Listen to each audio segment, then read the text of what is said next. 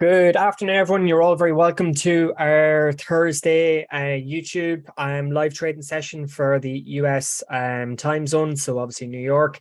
I suppose recapping on some volatility and pre-market this morning. So we've seen some very, very strong comments from the German energy minister, saying there is now an energy war. German President Chancellor Scholz has come out and said that there's been significant bombing to Nord Stream to and allow for that leak on the Nord Stream pipeline. So obviously a very aggressive comments there. But we do also have a cap in energy prices in Germany in the gas prices as well. So that hopefully might allow and alleviate to take some of the pressure off German households. Today in the US, we do have some very strong and aggressive comments from Fed Mester. Okay, she's talked about how we're not in restrictive territory, and she does see inflation coming down, albeit they do want to see the funds rate going higher. So those comments, if you take it on a broader consensus, means that there's still more rate hikes to come in the coming months by the Fed. So quite aggressive commentary there by Mester. But quite positive all the same, in the sense that they can raise rates, they have the facility to do it before it starts to really affect the economy.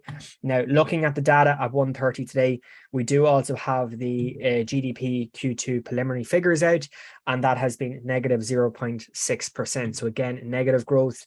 The recessionary discussion, recessionary indicator associated with that, still very, very prominent. And of course, we do have the PCE coming in slightly higher than expected as well. So the personal consumption expenditure slightly higher, which is generally quite okay, quite positive. But I suppose in the broader consensus, it's only one of a number of, I suppose, indicators, and I suppose a number of pieces of economic data to kind of give us the broader understanding of the economies. Now, I suppose looking at the price action today very, very quickly, I suppose the big talking point has been the pullback in the yields. So I suppose from a US trading perspective, we've seen the yields come off from that 4% level yesterday. And again, 4% back to 3.7 very, very early this morning, or kind of yesterday into obviously this morning, showing the kind of cyclical reversion. So obviously the short-term impulses in the higher yields has becoming undone today off the back of those weaker and I suppose more bullish stock market moves yesterday, which is obviously a positive sign. And we are seeing a filtration in the 10-year back to, I suppose, are heading towards that 3.5%. At this moment in time, sitting kind of comfortably in the mid 3.7% range. But initial positive sign given where we were yesterday, very, very early yesterday at a 4% level. So that's obviously helped the gold prices, which, as we can see, gold prices has very much become elevated in the back of the weaker yields. We've talked about this numerous times now. And of course, in a side note, we're seeing a little bit more of a move out of risk aversion. So we've come back from this 1450, and the DXY, as we see it this morning, is trading under 113, which is again showing the short-term profit taken probably in risk aversion.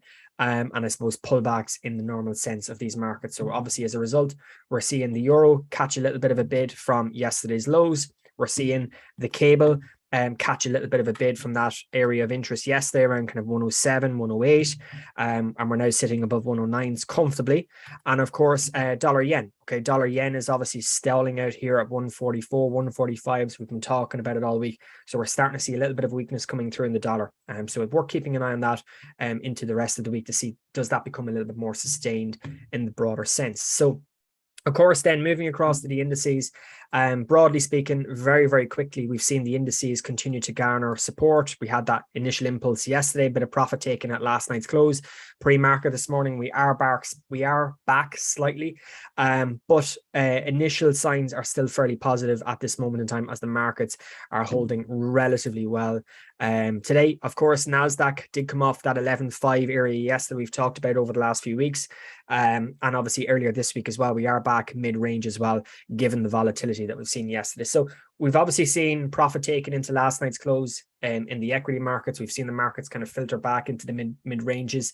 So now it's a case of, will we see a little bit more of a bullish impulse today to carry on that sentiment from yesterday and try and close as strong and as high as possible into tomorrow's month end. So tomorrow's month end for September is obviously going to be important to see how well does these markets recover. And given the expiries as well, that'll obviously be coming through shortly as well. So I suppose as we take it to the market profiles today, I suppose the first key determinant is obviously the recovery yesterday. Obviously, way down here in the market profiles, we got that strong recovery last night. And obviously today, we talked about earlier in the week, this 29,500 is going to be a really pivotal area for the week in terms of the Dow Jones. So obviously not just from a day-to-day basis, but also from a multi, I suppose, a day or week perspective. 29.5s is going to be really, really important area. Now, 521 is our point of control today, which is where basically the primary aspect of congestion in the price action is being contained throughout the pre-market this morning, London session into US in the next 5 or 6 minutes or so. So as we look at the markets now, Dow Jones is actually trading a little bit below 500s at the minute. We can actually see it in my trading view. Had a bit of a data issue earlier on. They are obviously fixing it at the minute.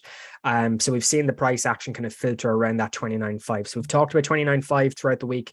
That's going to be the kind of the interesting area today to see how does the markets react here. And of course, with the point of control at 521, that only adds more fuel to the debate to see how does the markets react at this level. So keep that in mind.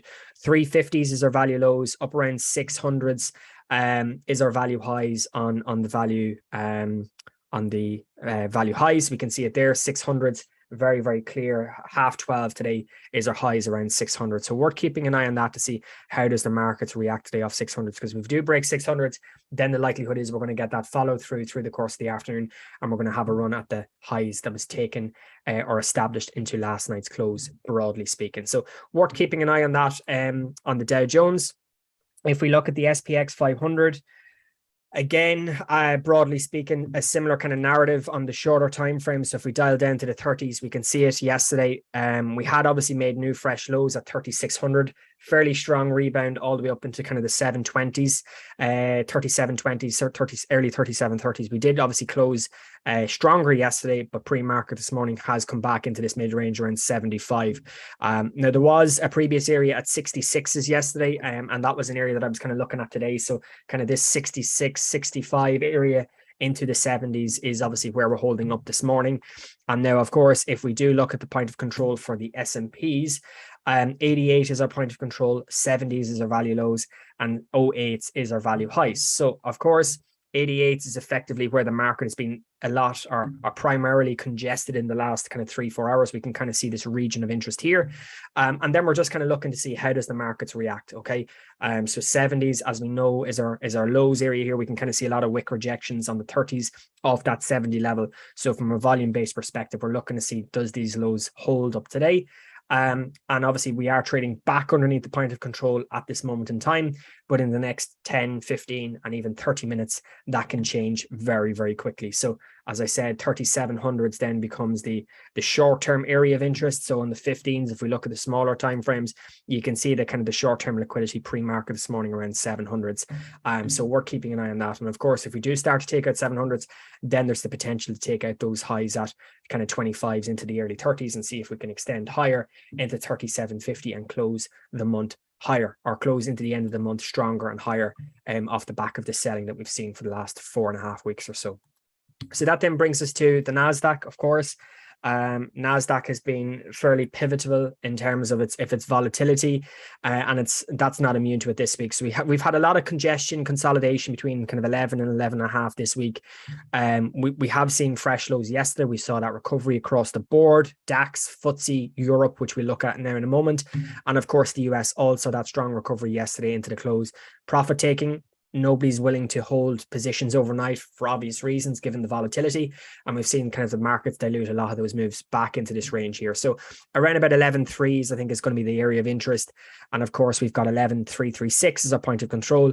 Value lows just about 11.300, and our value highs up around 450. So this area here, 450, 500 is going to be the pivotal point to see, does the markets extend higher? If we're looking for a stronger close into month end, we would like to see the price action grind higher, try and take out yesterday highs, and ultimately progress higher. Whether that happens yet or happens as of yet is still very much, I suppose, on the fence, just to see how does the markets develop. Now, of course, lower time frames, as we know, today has been very much curtailed between kind of 11.3 and 11,400.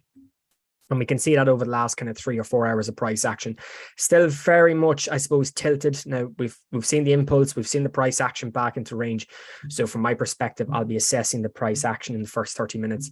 And as we approach the open now, so the markets have just opened for the US session. If we look at the S&Ps, really not much happening in the first minute or two. We're going to give it a couple more minutes just to kind of open up.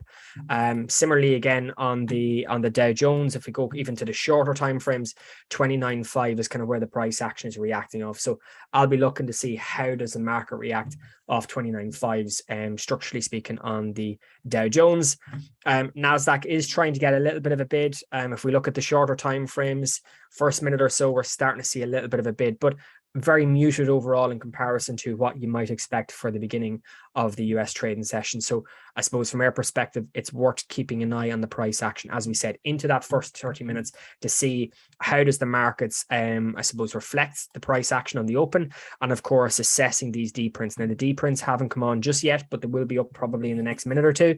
And then it's a case of assessing to see kind of the D prints, the volume for the first 30 minutes is always a very, very strong indicator in terms of where we're going to go for the rest of the trading session. So worth keeping an eye on that as well, in the broader sense. I suppose this morning, we've seen some very, very sharp moves in the FTSE. So we had yesterday's lows. We flagged back into that 7,000 range. We had moved lower this morning, up until kind of, I suppose 9-10 o'clock this morning into the US or London Open. We had FTSE testing those lows at 69s, and I suppose that becomes the barometer now to see how does the FTSE close. And of course, the DAX is back into these 12,000 area here as well, following the sell-off yesterday, the recovery. And of course, then the sell-off then pre-market this morning. So 7-8 o'clock this morning, some very, very sharp selling in the price action, and that was a very, very clean move in the broader sense. So obviously then we'll see, is the sell-off this morning in the London session a clue for what could potentially happen in Wall Street, in the S&Ps and the Dow Jones and the Nasdaq, and to see, will we actually see potential revisit of these lows today, given that's actually what happened this morning. So I suppose we do have to be vigilant of that. And of course, waiting to see, does the markets actually take out these value lows? If we take out the value lows, that is ominous of a potential weaker start to the trading session today in the States. In terms of news, I suppose, of course, all eyes is going to be really on TweetDeck in terms of updates. We're seeing kind of regular comments coming out, particularly from the Russian Foreign Ministry recently, from German Chancellor the Scholz, and of course we will be keeping an eye on the UK narrative, the Bank of England, and of course updates from the US as well. So all eyes really kind of keeping an open mind to the price action today as well. All right, that's pretty much it for the open, everyone. Just keep an eye on those value lows to see if they gave away, and of course we'll see you all tomorrow for